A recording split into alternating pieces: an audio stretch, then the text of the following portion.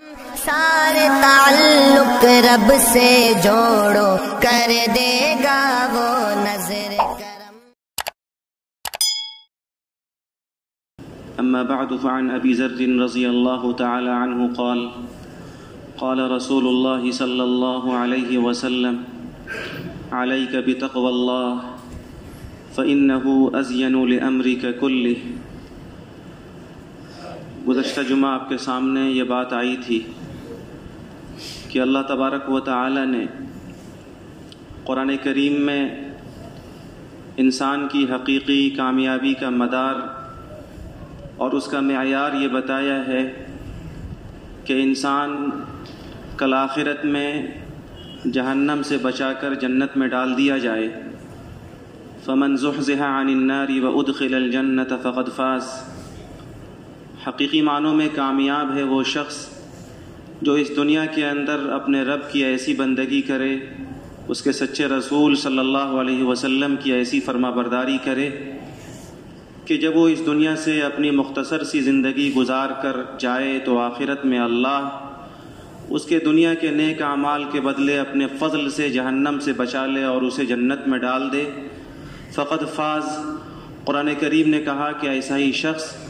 جو جہنم سے بچ کر جنت میں چلا گیا وہ حقیقی معنوں میں کامیاب ہو گیا۔ اور پھر جنت کے بارے میں قرآن کا اعلان ہے اعدت للمتقین، کہ یہ جنت ان لوگوں کے لیے بنائی گئی ہے جو دنیا کے اندر اپنی مختصر سی زندگی اللہ سے ڈر کر گزارتے ہیں، اپنا ہر قدم پھونک پھونک کر اٹھاتے ہیں، اپنی زبان کے ہر بول کو سوچ سمجھ کر بولتے ہیں اور اپنی دنیا کی زندگی میں رب سے ڈر کر زندگی گزارتے ہیں۔ ایسے خوش نصیب لوگوں کے لیے جنت تیار کی گئی ہے۔ اور پھر قرآن کریم نے یہ بھی بتایا کہ متقیوں کے لیے جنت ہے اور تقوی پیدا کرنے کا ایک بہترین ذریعہ رمضان کا روزہ ہے۔ اللہ تعالیٰ نے رمضان کے روزے فرض ہی اس لیے کیے ہیں لعلکم تتقون، تاکہ ہمارے اور آپ کی زندگیوں کے اندر تقوی کی وہ عظیم صفت پیدا ہو جائے جس کی بنیاد پر اللہ بندوں کو جنت سے نوازا کرتا ہے۔ رمضان کا مہینہ اللہ نے ہمیں عطا فرمایا، اس کے 27 روزے ہو چکے، رمضان کا یہ آخری جمعہ ہے۔ اس معنی کر ہم سب کو اپنی زندگیوں کو ٹٹولنا چاہیے۔ کوئی کسی کی زندگی کو کیوں ٹٹولے؟ ہر شخص اللہ کا بندہ ہے اور ہر شخص اپنے آپ میں اللہ کی بندگی کا پابند ہے۔ ہر ایمان والے کو اپنی زندگی کا خود جائزہ لینا چاہیے کہ مجھے میرے رب نے میرے اوپر روزوں کو فرض کر کے میرے اندر جس عظیم صفت کو پیدا کرنے کا مطالبہ کیا تھا، ہم نے اس کے اندر کتنی کامیابی حاصل کی۔ رمضان کا یہ آخری جمعہ دراصل اس اعتبار سے بڑی اہمیت کا حامل ہے۔ ہمارے سماج کے اندر اس آخری جمعہ کے تعلق سے بڑی عجیب و غریب باتیں بھی رواج پذیر ہیں۔ لوگ اس کو جمعۃ الوداع کہتے ہیں۔ وداع کے معنی رخصتی اور روانگی کے، کہ اس مہینے میں اور اس دن میں گویا ہم رمضان المبارک کو الوداع کہہ رہے ہیں اور اب یہ مہینہ، یہ دن ہم کو اس مہینے کے اندر دوبارہ نہیں ملے گا۔ اس اعتبار سے تو یہ تصور ٹھیک ہے، لیکن یہ سمجھنا کہ دین کے اندر اس جمعہ کی بڑی خاص اہمیت ہے اور دین کے اندر پیارے آقا صلی اللہ علیہ وسلم نے اس جمعے کے اندر خاص عبادتوں کی تلقین فرمائی ہے۔ اس کے لیے نئے کپڑوں کا اہتمام، نئے کپڑوں کے سلوانے کا رواج، ان چیزوں کا اسلام کے اندر ہمارے آقا صلی اللہ علیہ وسلم کی طرف سے کوئی تعلیم و تلقین نہیں ہے۔ آقا صلی اللہ علیہ وسلم کا معمول تو یہ بتایا گیا کہ وہ پوری زندگی اللہ کی عبادت کرتے، رمضان میں عبادت میں اضافہ ہوتا اور اخیر کے 10 دنوں کے اندر تو آپ کا رنگ ہی بدلا ہوتا تھا۔ اخیر کے 10 دنوں میں ہر دن، ہر رات، ہر لمحہ، ہر گھڑی کا بڑا خاص اہتمام تھا۔ آپ علیہ الصلاۃ والسلام رمضان کے اس اخیر عشرے کو کامل طریقے پر اللہ کی بندگی میں گزارنے کے لیے، اما عائشہ کا بیان ہے کہ اپنی زندگی کے اخیر سال تک آپ علیہ الصلاۃ والسلام نے اعتکاف فرمایا۔ اس اخیر عشرے کے بارے میں نبی پاک صلی اللہ علیہ وسلم کا عمل نقل کیا گیا کہ آپ علیہ الصلاۃ والسلام شد میزرہ، کمر کس لیتے تھے اللہ کی عبادت کے لیے، احیا لیلہ، راتوں کو خود جاگتے تھے اللہ کی عبادت کرتے تھے، اور ایقظ اہلہ، اپنے گھر کے لوگوں کو بھی جگاتے تھے۔ عام دنوں کا معمول یہ تھا کہ آقا صلی اللہ علیہ وسلم کے بارے میں خود اما عائشہ کا بیان ہے، قام رویدن، کہ بڑی آہستگی کے ساتھ بستر سے اٹھتے تھے. وفتح الباب رویدا، عام دنوں میں پیارے آقا صلی اللہ علیہ وسلم جب تہجد کے لیے اٹھتے تھے صبح کو تو دروازہ بڑی آہستگی کے ساتھ کھولتے تھے کہ کہیں ساتھ میں لیٹنے والی بیوی کو میرے اٹھنے کی وجہ سے تکلیف نہ ہو جائے اور کہیں اس کی نیند میں خلل نہ ہو. لیکن رمضان کے اخیر 10 دنوں کا عالم یہ تھا کہ آپ خود بھی جاگتے تھے اور اپنے گھر کی عورتوں کو، گھر کے افراد کو بھی جگاتے تھے کہ یہ راتیں سونے کے لیے نہیں ہیں، یہ راتیں سو کر ضائع کرنے کے لیے نہیں ہیں، بلکہ یہ راتیں اور یہ لمحات اس لائق ہیں کہ ہم بھی اللہ کی عبادت کریں اور تم بھی خوب اللہ کے سامنے روو دھوو. تو 10 دنوں کا یہ معمول تو نقل کیا گیا، لیکن آخری جمعے کا معمول نبی پاک صلی اللہ علیہ وسلم کا کوئی خاص حدیث کی روایات کے اندر اور حدیث کے ذخیروں کے اندر نہیں ملا کرتا. لیکن رمضان کا یہ آخری جمعہ اس معنی کر بڑی اہمیت کا حامل ہے کہ حدیث کے اندر یہ کہا گیا ہے کہ رمضان کا مہینہ سید الشہور ہے، تمام مہینوں کا سردار ہے. اور جمعہ کے دن کے بارے میں فرمایا گیا سید الایام، کہ یہ تمام دنوں کا سردار ہے. تو تمام مہینوں میں بہتر مہینے میں تمام دنوں میں جو بہتر دن جمعہ کا ہوتا ہے وہ اب ہم کو شاید دوبارہ نہ ملے. تو اس معنی کر یہ دن اہمیت کا حامل ہے اور ہم لوگوں کو اس دن کے اندر خاص طور سے اللہ تعالیٰ کا شکر ادا کرنا چاہیے. شکر اس بات پر کہ اللہ رب العالمین نے ہمیں اس مہینے کے اندر اللہ کی عبادت اور بندگی کی توفیق عطا فرمائی. ہم نے رمضان کے روزے رکھے، اللہ تعالیٰ کے لیے ہم نے تراویح پڑھے، ہم نے قرآن مجید کی تلاوت کی، ہم نے اپنے اوقات کو ضائع کرنے سے بچا کر کثرت کے ساتھ اللہ کے سامنے رونے دھونے میں لگایا. اور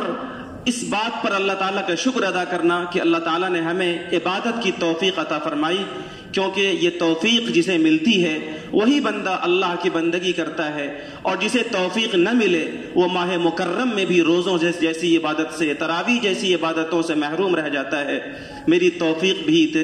تیرے کرم کا صدقہ ہے، یہ قدم اٹھتے نہیں اٹھائے جاتے ہیں. فیصلہ اللہ کی طرف سے ہوتا ہے تب بندہ رمضان کے روزے رکھتا ہے، فیصلہ اللہ کی طرف سے ہوتا ہے تب بندہ تراویح کا اہتمام کرتا ہے، تب بندہ اللہ کے سامنے کثرت کے ساتھ روتا دھوتا ہے، تب بندہ راتوں میں اپنے اوقات کو ضائع کرنے سے بچا کر اپنے اوقات کو اللہ کی بارگاہ میں لگاتا ہے. یہ اللہ کی طرف سے توفیق ملتی ہے تب جا کر کے بندہ ایسا کرتا ہے. اس لیے ہم سب ایمان والوں کو اس دن احساس شکر کے ساتھ اللہ کی بارگاہ میں سجدہ ریز ہونا چاہیے کہ اللہ تیرا کرم ہے اور تیرا شکر ہے کہ تو نے یہ ماہ مبارک ہمیں عطا فرمایا اور تو نے اپنی بارگاہ میں پیشانیوں کے ٹیکنے کا، تراویح کا، روزہ رکھنے کا اور اپنی بارگاہ میں آہوزاری کا موقع عنایت فرمایا. کیونکہ ہم میں سے بہت سارے لوگ ایسے ہیں جو پچھلے سالوں میں ہمارے ساتھ تھے اسی مسجد کے اندر اور ہمارے ساتھ نمازوں میں، روزوں میں، تراویح میں شریک ہوتے تھے، لیکن اب وہ ہمارے درمیان نہیں ہے. اللہ نے ان کی زندگی ان سے لے لی، ہماری زندگی اللہ نے ہمیں مقدر فرمائی تھی،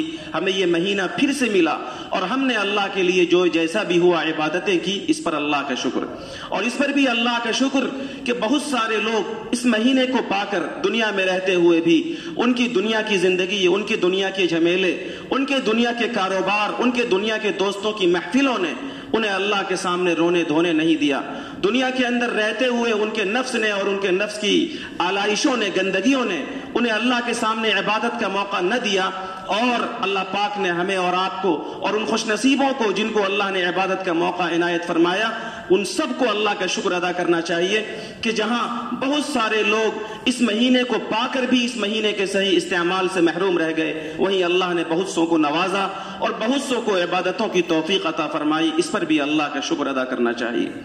لیکن میرے بھائیوں اور میرے بزرگوں، ہم سب کو ڈرنا بھی چاہیے. آج کا دن دراصل ڈرنے کا بھی ہے. ڈرنا ہے اس بات سے کہ پیارے آقا صلی اللہ علیہ وسلم کی ایک روایت ہے، حدیث کے اندر آتا ہے، آپ نے اکثر سنا ہے کہ ایک موقع پر نبی پاک صلی اللہ علیہ وسلم مسجد کے اندر جب تشریف لائے تو آپ نے ممبر پر جب قدم رکھا تو پہلے زینے پر قدم رکھتے ہوئے آپ نے آمین فرمایا، دوسرے پر قدم رکھتے ہوئے بھی آپ نے آمین فرمایا، تیسرے پر قدم رکھتے ہوئے بھی آپ نے آمین فرمایا.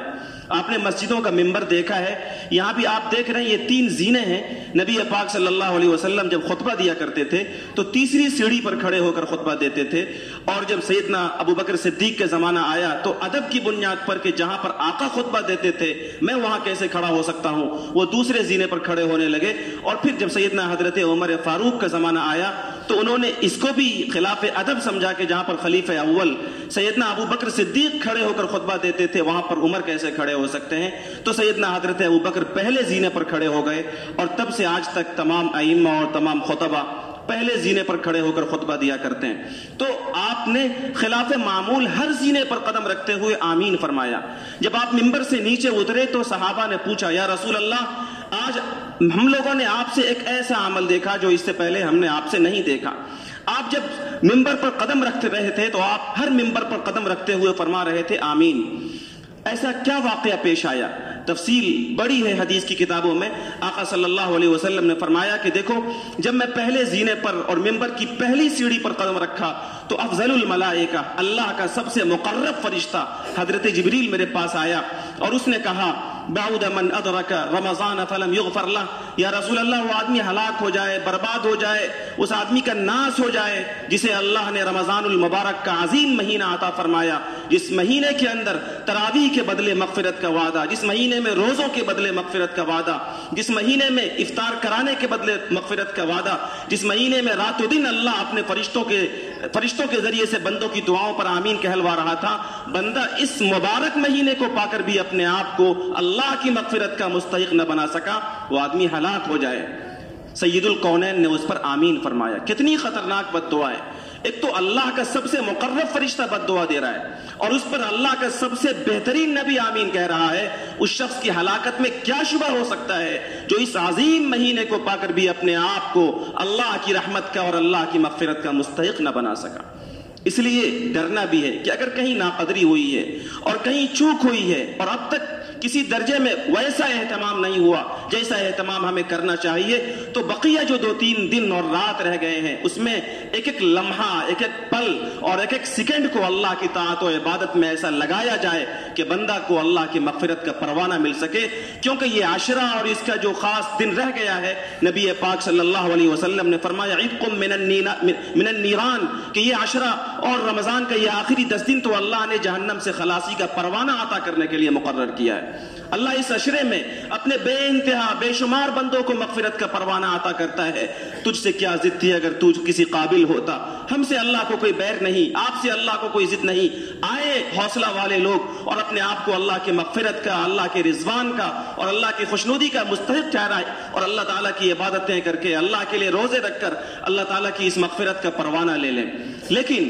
ہمیں اپنی عبادتوں کی ناقدری بھی نہیں کرنی ہے۔ بہت سارے لوگ ایسے ہوتے ہیں جو شکوہ کرتے رہتے ہیں کہ ارے ہم روزہ کیا رکھتے ہیں، بس بھوکے پیاسے رہ لیتے ہیں، ہم تراویح کیا پڑھتے ہیں، بس اٹھک بیٹھک کر لیتے ہیں۔ میرے بھائیوں اور میرے بزرگوں، یہ عبادت کی ناقدری ہے۔ مفتی تقی صاحب عثمانی دامت برکاتہم نے لکھا ہے، قبول ہو کہ نہ ہو پھر بھی ایک نعمت ہے، وہ ایک سجدہ جسے تیرے آستہ سے نسبت ہے۔ آپ کو اللہ روزہ رکھنے کی توفیق دے رہا ہے، اللہ آپ کو عبادتیں کرنے کی توفیق دے رہا ہے، رمضان کی راتوں میں آپ تراویح پڑھنے کا موقع آپ کو مل رہا ہے، آپ کو صدقہ و خیرات کا موقع مل رہا ہے۔ انا عند ظن عبدی بھی، اللہ فرماتے ہیں کہ بندہ میرے ساتھ جیسا گمان رکھتا ہے میں بندوں کے ساتھ ویسا ہی کرتا ہوں۔ اللہ کے ساتھ یہ یقین رکھیے کہ اللہ انشاءاللہ ہمارے ان عبادتوں کے بدلے ہماری مغفرت فرمائے گا۔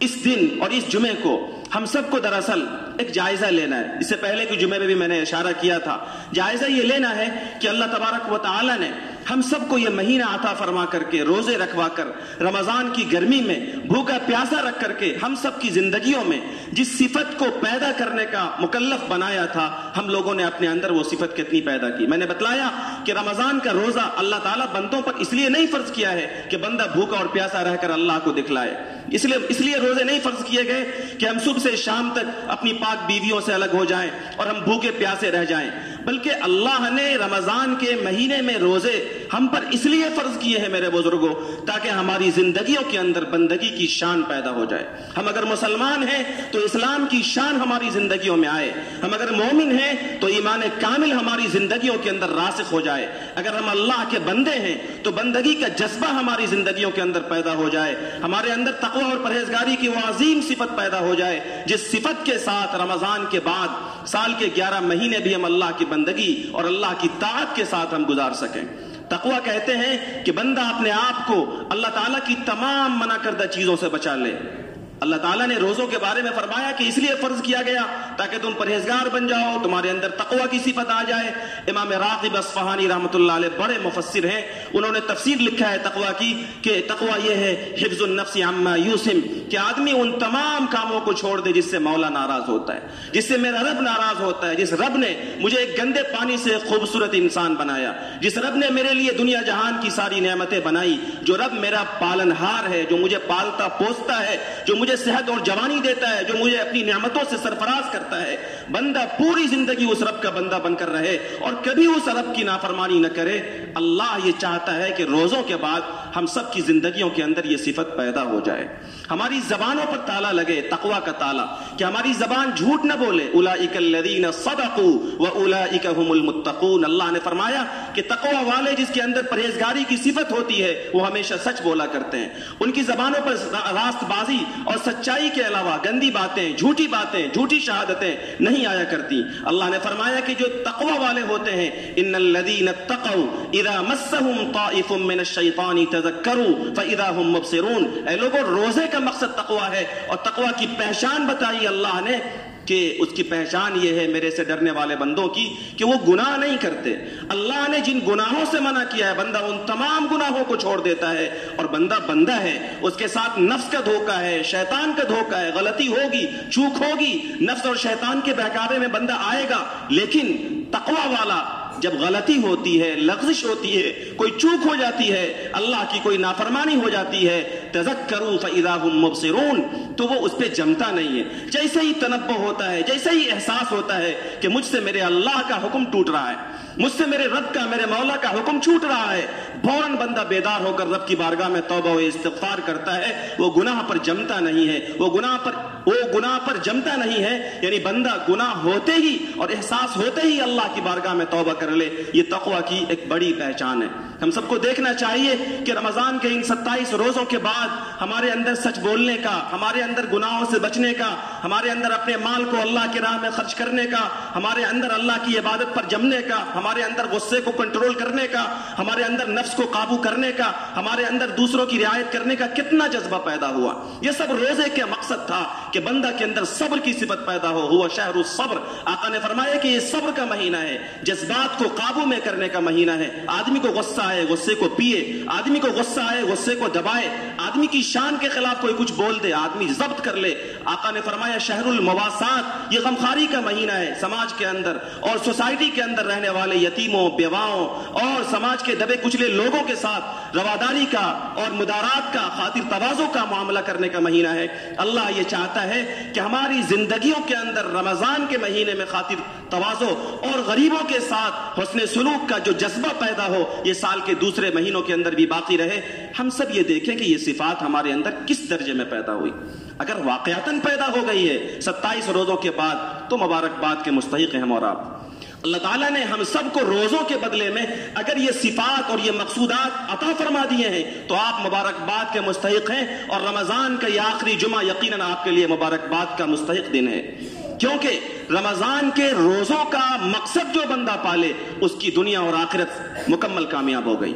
جس بندے کے اندر روزے کا مقصد حاصل ہو گیا اس کی دنیا بھی آباد ہو گئی اور اس کی آخرت بھی کامیاب ہو گئی۔ یہ میں قرآن کے دعوے پر کہتا ہوں۔ اللہ تبارک و تعالی نے جو بشارتیں سنائی ہیں وہ آپ کو اکثر سنائی جاتی رہی ہیں اس منبر سے۔ اللہ تبارک و تعالی فرماتے ہیں وَمَن يَتَّقِ اللَّهَ يَجْعَل لَّهُ مَخْرَجًا، کہ اے لوگو روزے کا مقصد یہ ہے کہ تمہارے اندر تقوی اور پرہیزگاری کی صفت پیدا ہو جائے۔ اور سنو، جو آدمی پرہیزگاری کے ساتھ زندگی گزارتا ہے اللہ کا وعدہ ہے کہ اللہ دنیا اور آخرت کی ساری مشکل سے اس کے لیے نکلنے کی راہ بنا دیتا ہے۔ اللہ تعالیٰ دنیا اور آخرت کے سارے غم سے اسے نکال لیتا ہے، اس کے لیے کوئی معاملہ نہیں رہتا۔ یرزقہ من حیث لا یحتسب، پوری دنیا آج روزی کے لیے پریشان ہے۔ اللہ فرماتے ہیں کہ روزے کے مقصد کو حاصل کرو، زندگیوں کے اندر اللہ کا ڈر پیدا کرو۔ جب تم اللہ کے تقوی کے ساتھ اور اللہ سے ڈر کر زندگی گزارو گے تو اللہ تمہیں ایسی جگہ سے روزی دے گا جہاں سے تمہیں گمان بھی نہیں ہوگا۔ اللہ فرماتے ہیں وَمَن يَتَّقِ اللَّهَ يَجْعَل لَّهُ مِنْ أَمْرِهِ يُسْرًا، 27 روزہ رکھنے والے مسلمانوں اللہ فرماتے ہیں کہ اے لوگوں روزے کا مقصد حاصل کرو، زندگی کے اندر پرہیزگاری لاؤ، اللہ تمہارے سارے مشکل مسائل کو حل فرما دے گا۔ اور اس وقت ہم سب پریشان ہیں حالات کی وجہ سے، عالم کے حالات، ملک کے حالات اور دنیا کے حالات کی وجہ سے۔ وہ شخص جس کے سینے میں دھڑکتا ہوا دل ہے، اگر کوئی آدمی اس کا دل مردہ ہے تو وہ حالات سے پریشان نہیں ہے، لیکن اگر آپ کے سینے میں دھڑکتا ہوا دل ہے اور آپ کو ملت کے حالات پر نگاہ ہے اور آپ کڑتے ہیں امت کے حالات کی وجہ سے، تب جب آپ کی مسجدوں پر بلڈوزر چلایا جاتا ہے، تب جب آپ کے مدرسوں پر تالے ڈالے جاتے ہیں، تب جب آپ کی مسجدوں پر اذان پر پابندی لگائی جاتی ہے، تب جب آپ کی نوجوانوں کو جیلوں کے سلاخوں میں ڈالا جاتا ہے، تب جب آپ کے جید علماء کو جیلوں کے سلاخوں میں ڈالا جاتا ہے، تب جب پردے کی بنیاد پر آپ کی بیٹیوں کی عزت کو تار تار کیا جاتا ہے، اگر ان حالات میں بھی اگر ہمارا دل نہیں ہوتا اور ملت کے لیے نہیں دھڑکتا تو یقین جانیے کہ آپ کا دل مردہ ہو چکا ہے۔ لیکن اگر آپ کا دل زندہ ہے اور آپ کا دل ملت کے لیے تڑپتا ہے اور کڑتا ہے اور حالات سے آپ پریشان ہیں، تو بھی لوگوں روزے کا جو مقصد اللہ نے بتایا ہے، تقوی کی صفت، وہ آپ اپنا لیجئے،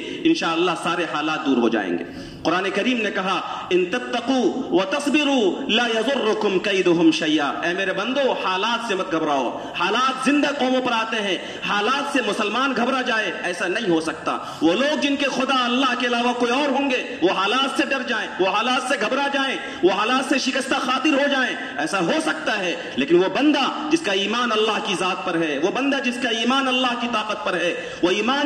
بندہ جس کا ایمان اللہ کی شوکت پر ہے، وہ حالات سے گھبرا جائے، وہ حالات کا رونا روئے، وہ ڈر جائے، اس کا مطلب یہ ہے کہ اس کا ایمان کمزور ہے۔ حالات کیسے بھی ہوں، ایک بندہ مومن اس کا شکوہ نہیں کرتا۔ قرآن کہتا ہے لا تہینوا ولا تحزنوا وانتم الاعلون ان کنتم مؤمنین، اے لوگو حالات سے گھبراؤ مت، پریشان مت ہو، اپنے حوصلے کو پست مت کرو، تم سر بلند رہو گے، دنیا کے اندر تم غالب رہو گے، عزت کے ساتھ تم زندگی گزارو گے، شرط ہے ان کنتم مؤمنین، اگر تم ایمان والے بن کر رہو، اگر تمہارے اندر ایمان کامل رہے، اللہ تعالیٰ کی ذات پر مضبوط ایمان اور ایمان کے تقاضے تمہاری زندگیوں کے اندر رہے، تو تمہیں ڈرنے کی، تمہیں گھبرانے کی کوئی ضرورت نہیں ہے۔ میرے بھائیوں، اگر ہم یہ سمجھتے ہیں کہ آج اکثریت کے پاس حکومت ہے، آج فلاں کے ساتھ پولیس ہے اور فلاں کے ساتھ حکومت کا عملہ ہے، اس لیے ہم پریشان ہی رہیں گے، آج فلاں پارٹی کی حکومت ہے اس لیے ہم ذلیل ہی رہیں گے، ہمارے مدرسوں پہ تالے پڑتے رہیں گے، ہماری مسجدیں مسمار کی جاتی رہیں گی، اگر ہم یہ سمجھتے ہیں کہ فلاں اور فلاں کے پاس طاقت ہے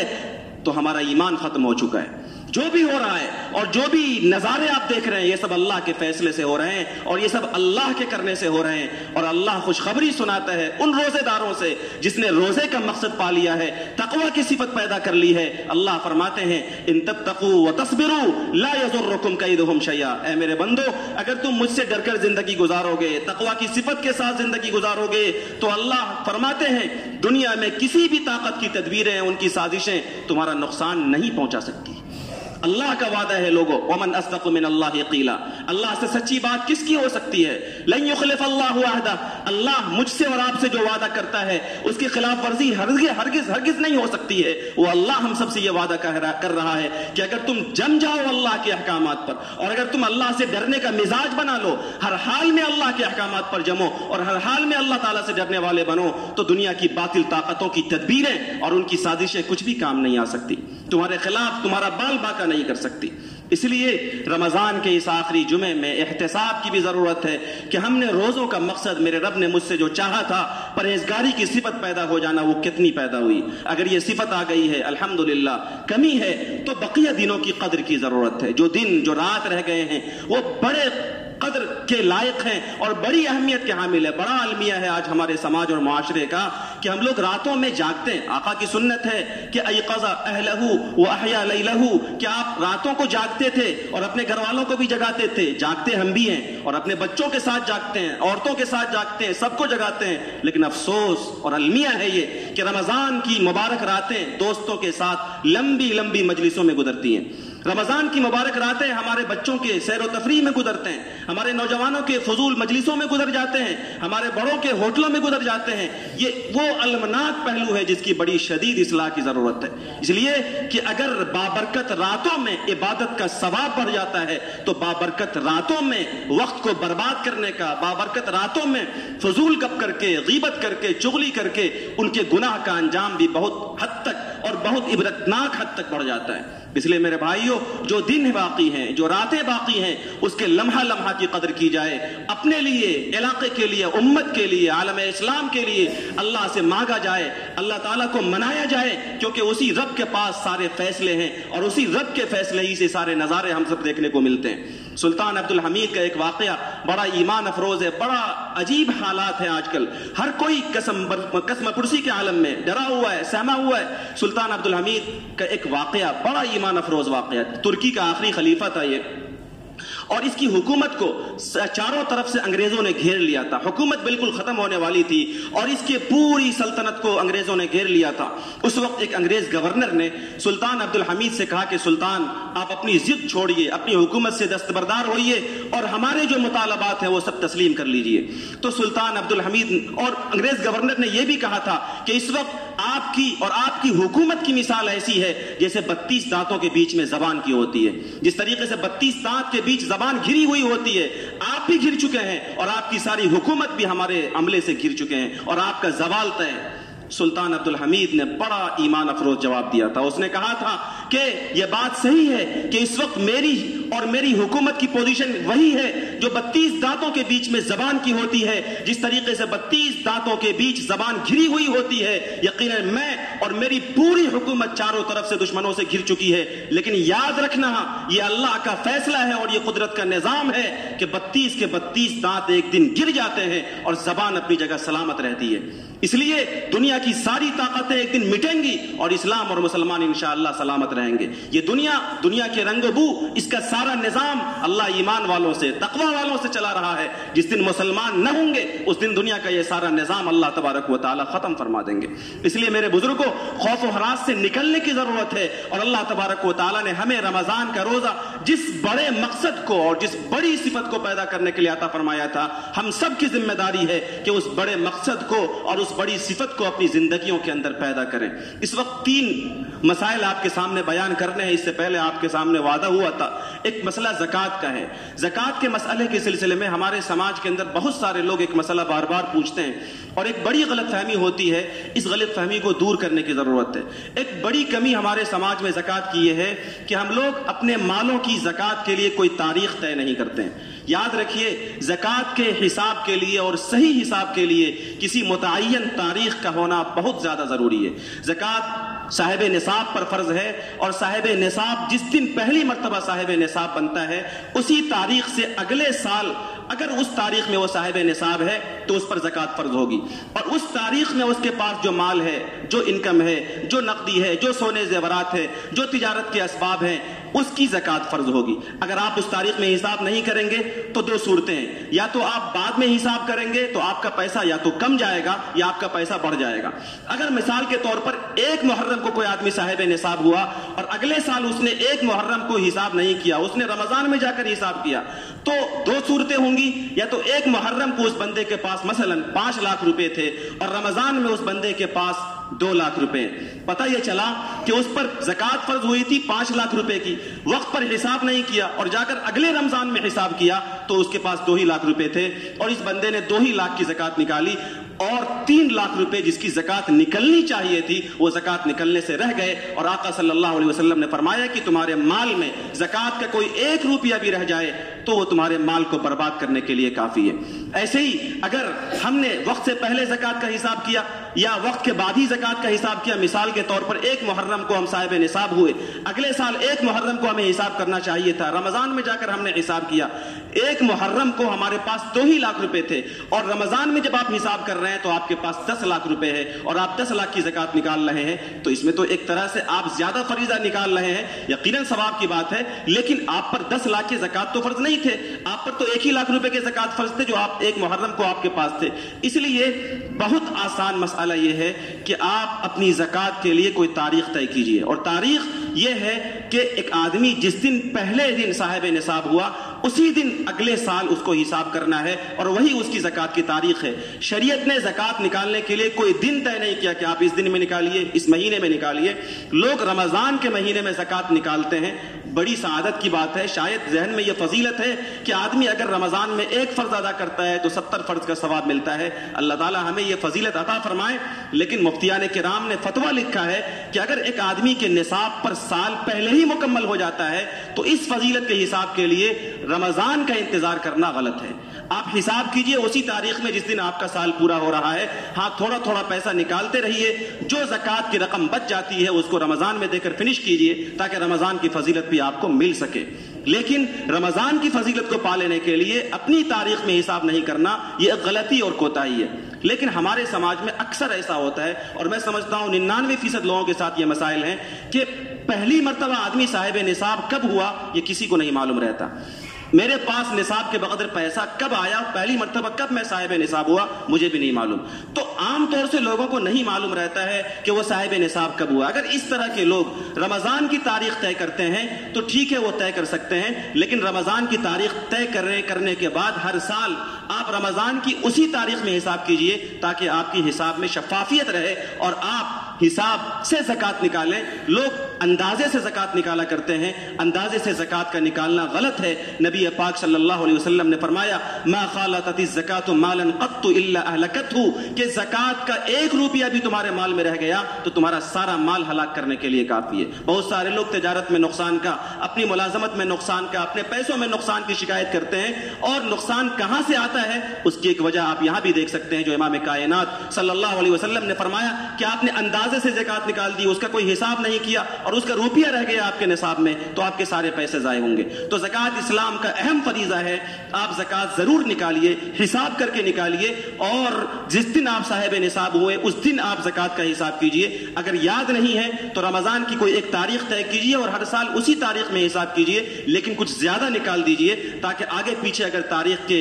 حساب کی تاریخ میں کچھ ہو گیا ہو تو یہ زیادتی ہماری اس کمی کے لیے کافی ہو جائے. دوسرا مسئلہ صدقہ فطر کا ہے. صدقہ فطر کا اعلان ہم لوگوں نے دارالقضاء سے بھی نکالا ہے. صدقہ فطر لوگ پوچھتے ہیں کہ مولانا صاحب صدقہ فطر کتنا نکلا. ہر سال یہ مسئلہ بیان کیا جاتا ہے. ہم میں سے جن لوگوں کو اللہ نے نوازا ہے وہ لوگ بھی صدقہ فطر کم والا پوچھتے ہیں کہ کتنا والا نکلا ہے. ہم نے اس مرتبہ دارالقضاء کے لیٹر پیڈ پہ ساری تفصیلات نقل کی ہیں. پیارے آقا صلی اللہ علیہ وسلم کی ترغیب ہے کہ اللہ نے جن کو نوازا ہے وہ خوب خرچ کریں, اور زکوٰۃ و صدقات نکالنے میں فقراء کی رعایت یہ زیادہ ضروری ہے. زکوٰۃ اور صدقات نکالنے میں شریعت نے فقیروں کی اور ضرورت مندوں کی رعایت کی ہے. اس لیے آپ صرف گیہوں والا پیسہ مت نکالیے. اگر اللہ نے آپ کو نوازا ہے تو جو سے نکالیے. لیٹر پیڈ بالکل سوشل میڈیا پہ وائرل ہے, 170 روپے غالباً. اگر آپ کو اللہ نے اور نوازا ہے کھجور سے صدقہ فطر نکالیے, 150 روپیہ, 3.5 کلو کے کھجور کی جو قیمت ہوتی ہے وہ نکالیے. اگر آپ کو اللہ نے نوازا ہے پنیر سے نکالیے. بڑے صاحب حیثیت لوگ بھی عام طور سے صدقہ فطر گیہوں والا نکالتے ہیں, جو بہت اچھی چیز نہیں ہے اور حوصلہ افزائی والا کام نہیں ہے. صدقہ فطر ضرور نکالنا چاہیے, یہ فریضہ ہے اور یہ واجب ہے جو ہم سے ساقط ہو. کم از کم واجب یہ گیہوں والا نکلے ہی. لیکن اگر اللہ نے نوازا ہے میرے بزرگوں اور دوستوں تو کوشش یہ ہونی چاہیے کہ ہم مہنگا والا نکالیں. ہم کھجور سے نکالیں 3.5 کلو کھجور کی قیمت, ہم کشمش سے نکالیں 3.5 کلو کشمش کی قیمت, ہم پنیر سے نکالیں 3.5 کلو پنیر یا اس کی قیمت, تاکہ اللہ ہمیں خوب بڑھا کر دے. واللہ یضاعف لمن یشاء. اللہ کہہ رہا ہے کہ تم مجھ سے سودا کرو, میرے راستے میں خرچ کرو, میں تمہارے لیے مال کو بڑھا دوں گا. اللہ کے راہ میں خرچ کرنے کا مزاج ہم سب کا آج کل کم ہو رہا ہے. آج بھی مسجدوں میں ہم لوگ سلام کے بعد جو تعاون پیش کرتے ہیں تو وہ سکہ پیش کرتے ہیں جو ہم اپنے بچوں کو بھی نہیں دیتے. 2 روپے کا سکہ,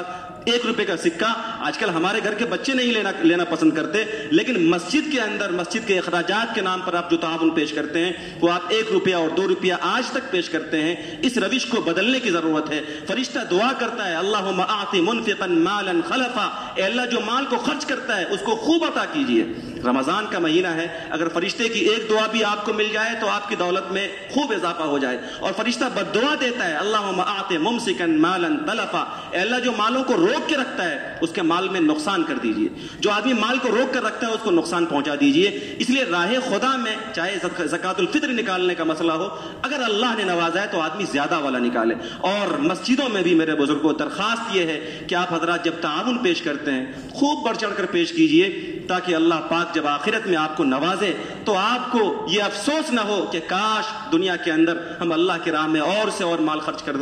کیے ہوتے، بلکہ آپ کو خوشی ہو کہ اللہ کی راہ میں ہم نے جو مال لگایا تھا آج ہم اپنی نگاہوں کے سامنے یہاں دیکھ رہے ہیں۔ ایک تیسرا مسئلہ ہے عید الفطر کی رات کا۔ ہمارے سماج کے اندر، ہمارے معاشرے میں یہ دیکھنے کو ملتا ہے کہ ہمارے بچے اور ہم سب عید الفطر اور عید الاضحیٰ کی رات کو چاند رات کے نام پر سیر سپاٹوں میں اور سیر و تفریح میں ضائع کرتے ہیں۔ نبی پاک صلی اللہ علیہ وسلم کی حدیث ہے، آپ نے فرمایا من قام لیلۃ العیدین محتسبا لم یمت قلبہ یوم تموت القلوب، جو آدمی عید الفطر اور عید الاضحیٰ کی راتوں میں اللہ کی بندگی کرے، قیامت کے دن قیامت کی ہولناکی سے اللہ اسے محفوظ رکھے گا۔ ہم لوگ دیکھا دیکھی، اوروں کے دیکھا دیکھی، دنیا والوں کی عیدیں رسم و رواج سے زیادہ کی حیثیت نہیں رکھتی، لیکن ہماری عید اللہ کی بندگی کا مظہر ہے۔ اس لیے عید الفطر اور عید الاضحیٰ کی راتوں کو سیر و تفریح میں ضائع کرنے سے بچانے کی ضرورت ہے۔ اگر واقعتاً عید کے لیے بچوں کے لیے کچھ لینے کی ضرورت ہے، آپ مارکیٹ جائیے، اپنی ضرورت پوری کیجیے اور اپنے گھر کے افراد کے ساتھ، خواتین کے ساتھ عید الفطر کی رات کو بھی اللہ کی بندگی میں لگائیے، تاکہ وہ رات، حدیث کے اندر آتا ہے کہ وہ لیلۃ الجائزہ ہے، اللہ اس رات میں بندوں کو انعام سے نوازا کرتا ہے، روزے داروں کو، تراویح پڑھنے والوں کو، اپنے نیک بندوں کو نوازتا ہے۔ تو اس رات میں دوستوں کے ساتھ، دنیا داروں کے ساتھ ہم اپنے اوقات کو